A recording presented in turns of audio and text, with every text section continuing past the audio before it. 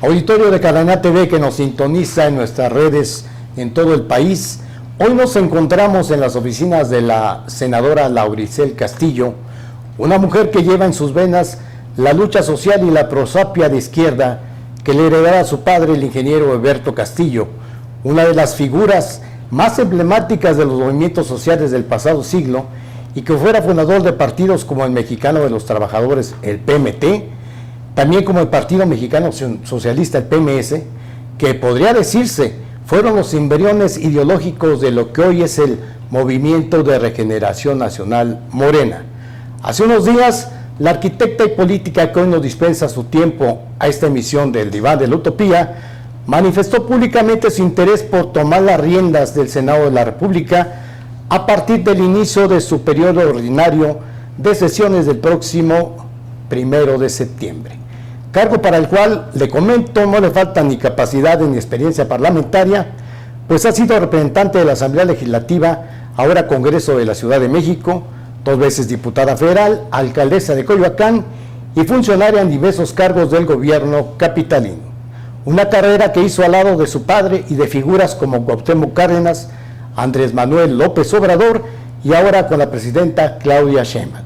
Pues, senadora, un placer que nos reciba hoy aquí en sus oficinas, y pues ya estamos a unas semanas de la asignación de la nueva presidencia de la Cámara Alta.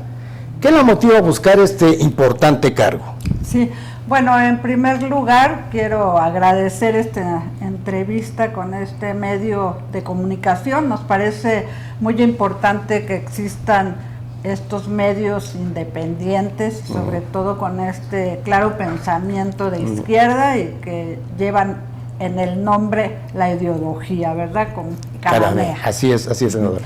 Bueno, agradecer esta oportunidad para poder hablar con sus audiencias y decirles que desde luego me interesa participar en esta contienda, digamos, y armar los consensos, y bueno, pues finalmente podría haber una votación, si así se considera, desde luego dentro de un proceso democrático al interior de nuestra bancada Morena, para lo que sería el siguiente periodo, que dura 1 año, y que de acuerdo a el trabajo que aquí se ha hecho también en el Senado de la República, un antecedente pues tiene que ver con la paridad, más claro, que ahora estamos hablando de la igualdad sustantiva a partir de las reformas constitucionales que se hicieron y la iniciativa que mandara nuestra presidenta de la República, la doctora Claudia Sheinbaum Pardo. Y por eso, pues este año ha estado, todavía no concluye, ¿verdad? Nuestro compañero Gerardo Fernández Noroña. Y ahora nos tocaría el espacio a una de las mujeres que participamos dentro del Movimiento de Regeneración Nacional de este partido. Y bueno, pues sí, yo me he planteado que puedo dirigir en este periodo la mesa directiva del Senado de la República. Se menciona, hablando de esta paridad, de esta equidad de género, senadora, se mencionan otras compañeras de usted, Chavira, algunos otros nombres. Sí, desde luego hay otras compañeras. Yo diría que quienes han manifestado que consideran que deberían de participar, pues está Guadalupe Chavira y Verónica Camino. Y yo lo que he dicho es que cualquiera de las 3 que participemos podemos hacer un digno papel. ¿Qué plantea usted? Estábamos viendo que usted está hablando de que pues se tiene que hacer una convocatoria, por así decirlo, hacer propuestas y que esas propuestas se sometan a consenso y de este consenso salga una candidatura fuerte, una presidencia fuerte. ¿Qué plantea usted? ¿Que haya debates, que haya propuestas? ¿Cuál sería el método? Sí, bueno, pues pueden ser varios, tenemos que estar trabajando por ello porque vamos a tener nuestra reunión como grupo parlamentario de Morena y ahí es donde tendríamos que ver cuáles son las propuestas que se manejan y finalmente pues llegar a una votación si así se requiere. Muy bien. Hablando de esta paridad, por ahí el polémico Gerardo Fernández Noroña dijo, bueno, a mí no me prohíbe el reglamento reelegirme, no, pero, así es. Pero como usted dice, tiempo de mujeres, respeto a las mujeres, respeto a la equidad. Estamos hablando de que se tiene que anular esta pretensión o posible pretensión de reelegirse. Ajá, bueno, lo que sucede es que una de las propuestas que ha hecho Gerardo tiene que ver con que si son 6 años de esta legislatura, pues serían 3 años un varón y 3 años una mujer, y en este caso él estaría considerando dentro de su planteamiento la posibilidad de que pudiera reelegirse.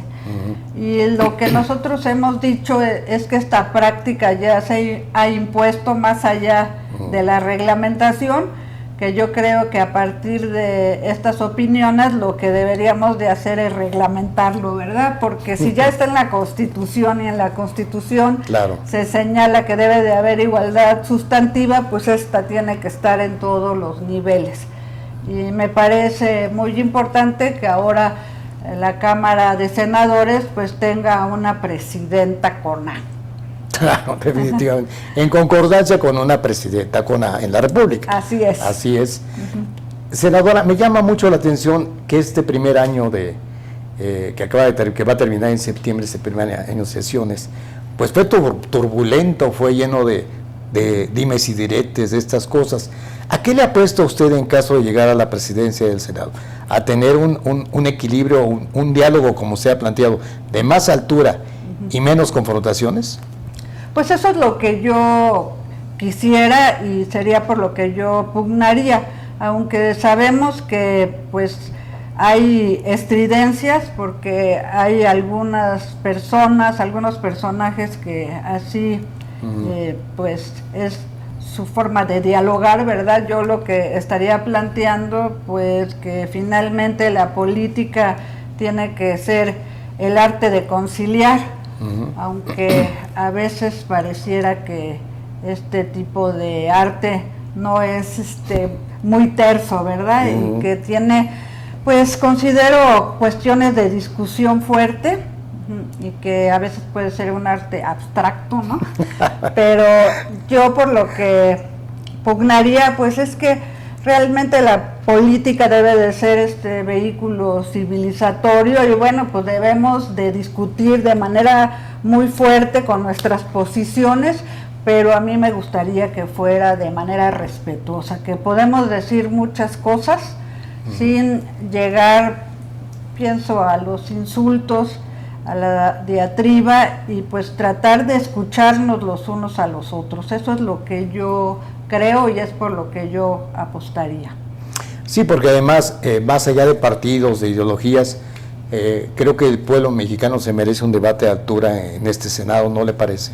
Sí, y las reformas que se han hecho durante este primer periodo y el segundo, bueno, pues este año tan intenso que ha habido, considero que nos hemos lanzado como un Congreso Constituyente por la profundidad que tiene que ver con más de 20 reformas a nivel constitucional, que esto es fundamental porque nosotros estamos cimentando el Estado constitucional de bienestar, con esta visión a favor del pueblo de México, porque como hemos dicho, por el bien de todos, primero los pobres. Claro. Si me permite, senadora, vamos a nuestro primer corte. A nuestro auditor lo invitamos a ver nuestras redes sociales, a seguirnos en nuestras redes sociales que están apareciendo en pantalla. No se vaya, regresamos.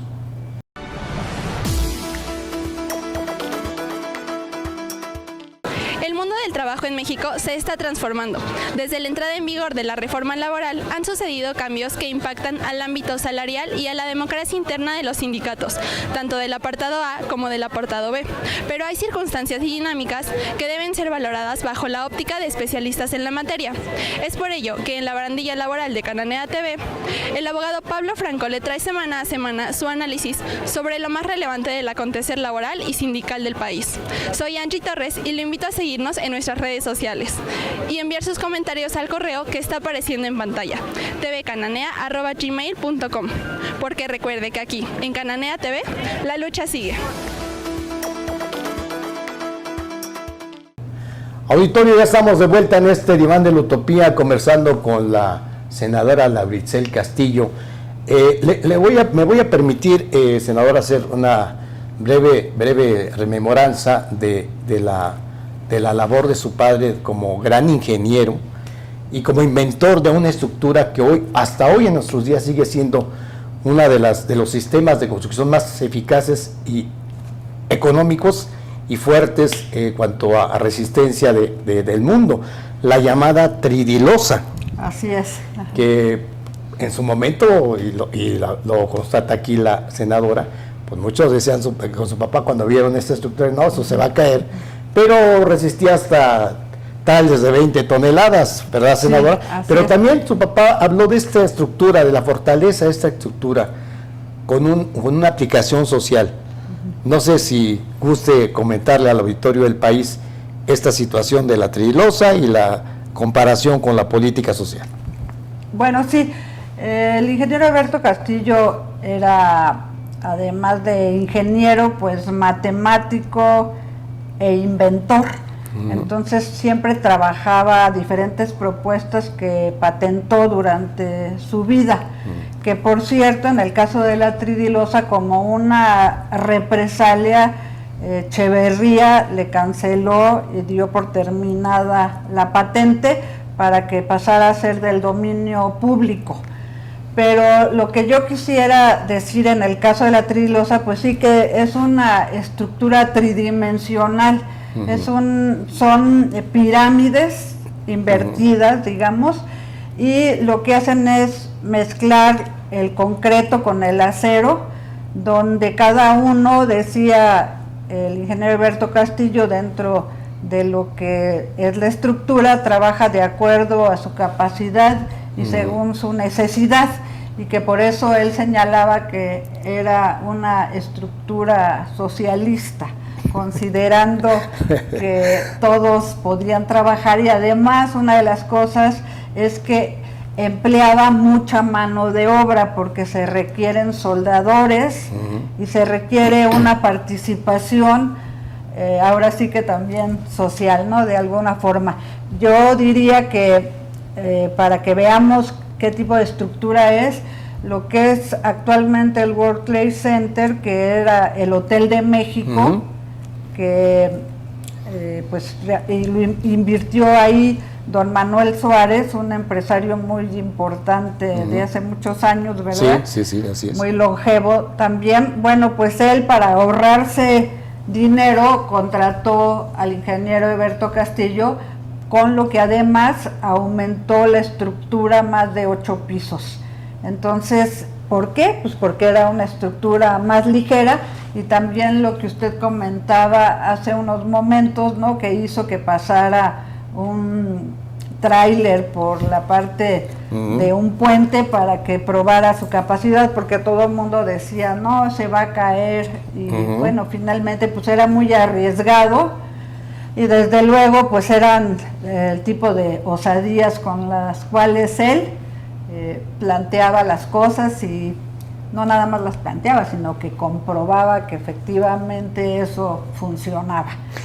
Claro. Entonces, bueno, pues esa estructura todavía existe, y podemos decir que este es un ejemplo importante, aunque no ha habido mucho reconocimiento. Si uno se mete, por ejemplo, en internet a buscarlo de el Hotel de México, el World Trade Center, no mencionan al ingeniero Alberto Castillo, sino mencionan a un arquitecto, Miquel Jauregui, correcto. Mencionan también el predio de Rosell de la Lama, pero en ningún momento mencionan a Siqueiros por lo del Poliforum, y mencionan desde luego al dueño del Hotel de México, al señor Suárez en ese momento, quien mandó a hacerlo.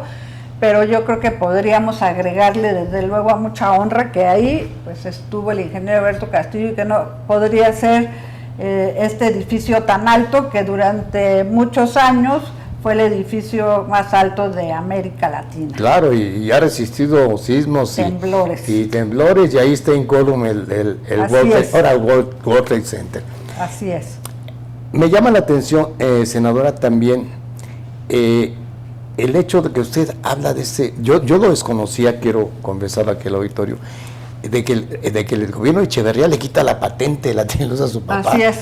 Represalia política, porque también le quiero comentar, auditorio, el ingeniero Alberto Castillo fue de los hombres que defendió con ahínco en los hechos, como profesor universitario, el movimiento del 68, el movimiento estudiantil. Fue objeto de todo tipo de persecuciones. ¿Fue por esta causa que viene la represión del gobierno de Echeverría? Sí, desde luego, bueno, el ingeniero Alberto Castillo estuvo en la cárcel a partir de su participación, porque él formaba parte de la coalición de maestros de enseñanza media y superior pro libertades democráticas que apoyaron a los estudiantes, y que entre ellos estaban filósofos como Elie de Gortari o como Luis Villoro, y también escritores como José Revueltas. Entonces, una de las características de este movimiento estudiantil era el apoyo que tenían de los intelectuales en esta lucha, porque el movimiento estudiantil no nada más era por reivindicaciones de los estudiantes a nivel de lo que significaba su casa de estudios, no eran reivindicaciones nada más estudiantiles, sino ellos se convirtieron en voceros del movimiento popular, del movimiento obrero y de la libertad democrática, porque ellos, dentro de sus pancartas importantes, en sus manifestaciones, hablaban de la libertad de los presos políticos y llevaban a la imagen de Demetrio Vallejo y Valentín Campa, que habían estado encarcelados en esa época pues, durante más de 9 o 10 años, y ellos, por participar en ese movimiento ferrocarrilero, en movimiento una huelga, ferrocarrilero, sí, exactamente. Y entonces pues también lucharon porque se eliminara del Código Penal el delito de disolución social, con el que metían a cualquier persona con cualquier pretexto a la cárcel, sí, ¿no? Por su lucha política. Entonces Eberto estuvo en este movimiento, fue reprimido, se logró escapar, llegó a Ciudad Universitaria todo golpeado, ahí lo atendieron, y luego cuando entra el ejército a Ciudad Universitaria se vuelve a escapar y estuvo escondido durante 9 meses hasta que lo atrapan, y durante esos 9 meses que estuvo escondido lo fue a visitar el general Lázaro Cárdenas, que siempre nos protegió a toda la familia, y le dijo que se debería de ir del país porque le señaló una frase muy importante, es que si te agarran te van a matar, y así hizo un libro el ingeniero Castillo que lleva ese título, pero finalmente, bueno, lo atraparon, no lo mataron, lo metieron a la cárcel, estuvo 2 años en prisión en Lecumberri, sí, y al salir de prisión, en lugar de quedarse en su casa o seguir proyectando cuestiones y haciendo inventos, simultáneamente, porque nunca dejó de escribir en los medios y de estar trabajando en la ingeniería, bueno, pues también salió de la cárcel y junto con muchos mexicanos formó el Partido Mexicano de los Trabajadores, y por su participación política fue que Luis Echeverría, porque cuando ellos salen es en la época de Luis Echeverría, después de Gustavo Díaz Ordaz, y le quitan la patente por andar de como decían, de revoltoso, que quería decir por andar luchando a favor del pueblo, por andar luchando a favor de los intereses de la gente. Y esa sí la represión, quiero hacer un paréntesis, porque ahora muchos neoliberales se quejan de represión, de persecución. No, estas sí eran represiones y persecuciones. Si me permite, senadora, vamos a nuestro siguiente corte. A nuestro auditor lo seguimos invitando a que nos mande sus comentarios, sugerencias a nuestro correo tvcananea@gmail.com. Regresamos. Restaurante Río Deva. Cocina nacional e internacional. Disfrute además de su bar y selecta cava de vinos. Cada espacio diseñado para esa cita especial o ese encuentro familiar o de amigos. Lo esperamos en Ignacio Ramírez 11, Colonia Tabacalera, a un costado del Monumento a la Revolución. Restaurante Río Deva. Pues auditorio, estamos escuchando estas anécdotas históricas que nos está brindando en exclusiva la senadora Lauricel Castillo sobre su padre, el ingeniero Eberto Castillo. Le quiero preguntar, senadora, ¿qué tanto han inspirado en su carrera política el perfil ideológico y la lucha social de su padre? Bueno, pues definitivamente sí, ¿verdad? Porque pues toda la vida, desde que nací, el ingeniero Eberto Castillo siempre participó políticamente. Él, junto con mi madre, María Teresa Juárez, pues recorrían el país cuando Lázaro Cárdenas, siendo expresidente de la República, pero siempre interesado por que la situación estuviera mejor, apoyando a la población, a la gente humilde, a los campesinos y a los obreros, formó el Movimiento de Liberación Nacional.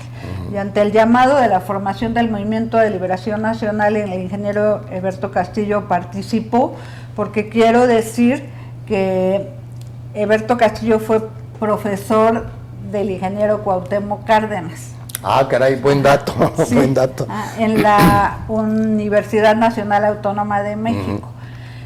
No tenían muchos años de diferencia, sino que mi papá, incluso siendo estudiante, él ayudaba a dar clases y escribía unos apuntes que luego servían como libro o como documento para el apoyo para otros estudiantes. Entonces así fue como conoció al ingeniero Cuauhtémoc Cárdenas cuando era estudiante de la UNAM, y el ingeniero Cárdenas le presentó al general, y a partir de ese momento pues a mi padre, que era una persona pues muy inquieta, se le abrió todo el mundo de la política y del trabajo social, y podemos decir pues que el general Cárdenas fue su mentor. Entonces desde que yo nací, lo que recuerdo es eso, los viajes en un Volkswagen pistache, color verde, verde pistache. Y pues una vez que estábamos en una enramada ahí en Nayarit, que estaba el ingeniero Castillo en un meeting con campesinos, en esa época sí, pues lo recuerdo bien, que estaban todos vestidos de blanco, con sus sombreros y sus guaraches. El ingeniero estaba dando un discurso, pero ya era tarde, y entonces en el automóvil estábamos mi mamá con mis 3 hermanos, tengo 3 hermanos varones. Bueno, desafortunadamente Héctor, mi hermano que me llevaba 1 año, falleció, y pues nos llevamos 1 año cada uno, o sea, seguiditos teníamos, ¿no? Y entonces estaba mi mamá dormitando con nosotros en el carro, y pues contaba las cabecitas, para ver si estábamos todos ahí en el automóvil. Y resulta que en una de esas que contó las cabecitas faltaba una, y entonces se preocupó, obviamente, y la que faltaba era yo.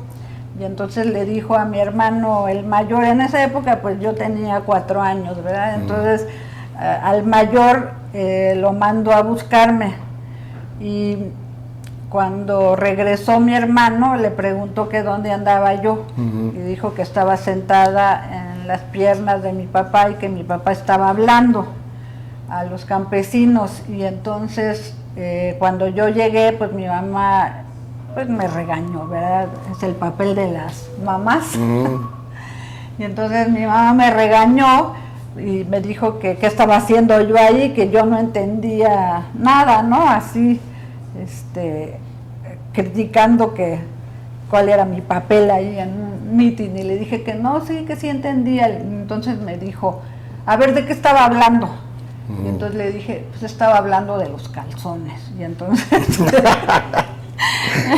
una de las cosas es que mi mamá dijo, ay, tu papá siempre tan folclórico para hablar.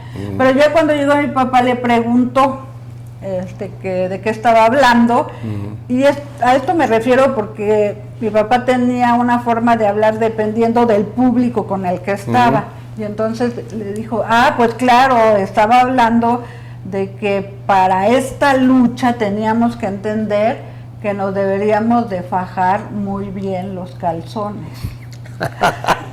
No, entonces sí entendió de qué se trataba, claro. Así es, y entonces lo que yo digo es que tenía un lenguaje que obviamente estaba hablando con los campesinos, con el traje que pues cada vez se usa menos, pero estaban vestidos con tela de manta, y bueno, pues había que fajarse los calzones, los pantalones, para estar luchando por la transformación del país.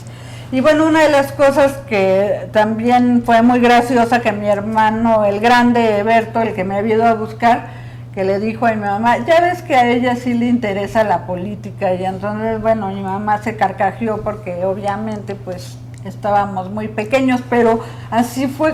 Ahora sí que de los recuerdos importantes que tengo, que me alimentan, es eso, ¿no? Seguir fajándome los pantalones y las enaguas. Senadora, se vienen momentos definitorios, como usted dice, ya se hicieron reformas de gran calado aquí en este Senado, pero todavía faltan situaciones que hacer. Una de ellas va a ser la reforma política, que pues ya empieza a causar tanto revuelo. ¿Qué opina de esta reforma, y en caso de ser favorecida con el apoyo de sus compañeras y compañeros, cómo piensa apoyarla en el Senado?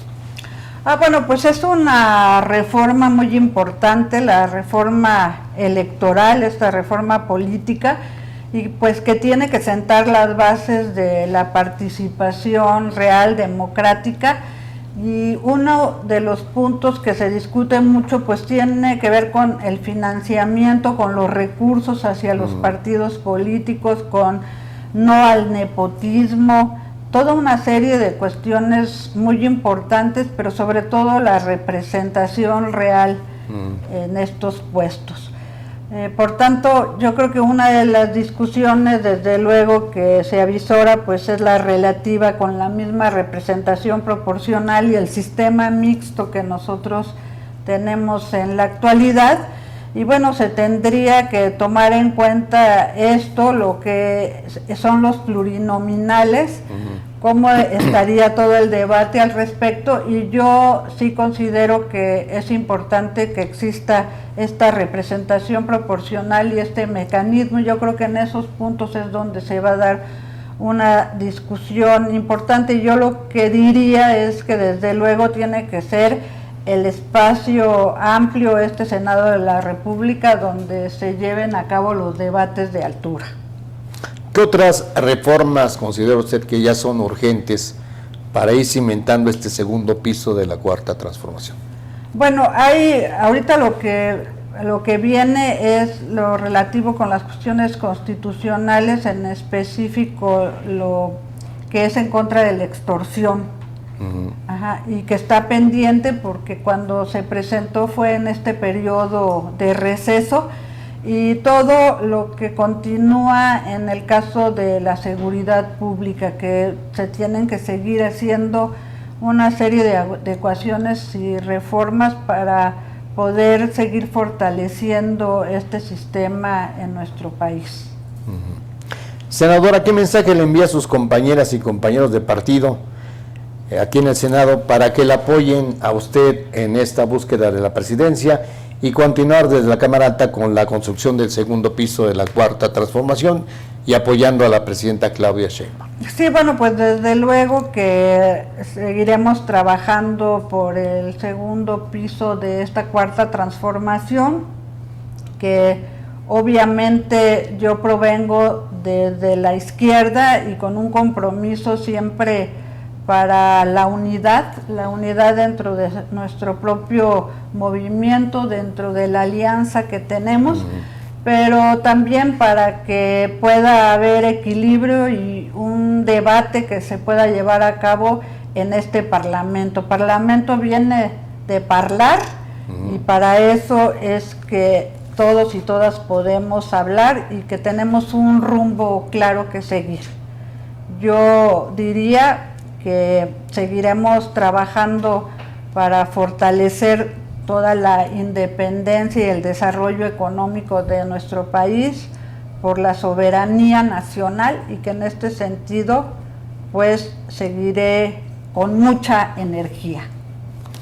Pues, auditorio, estas fueron las palabras de la senadora Lauricel Castillo, que como ya escuchamos, pues es de las mujeres de izquierda que no son la pose de muchos políticos que a últimas fechas dicen soy de izquierda. No, la izquierda se trae desde las venas, se trae desde la cuna, como nos ha relatado la senadora.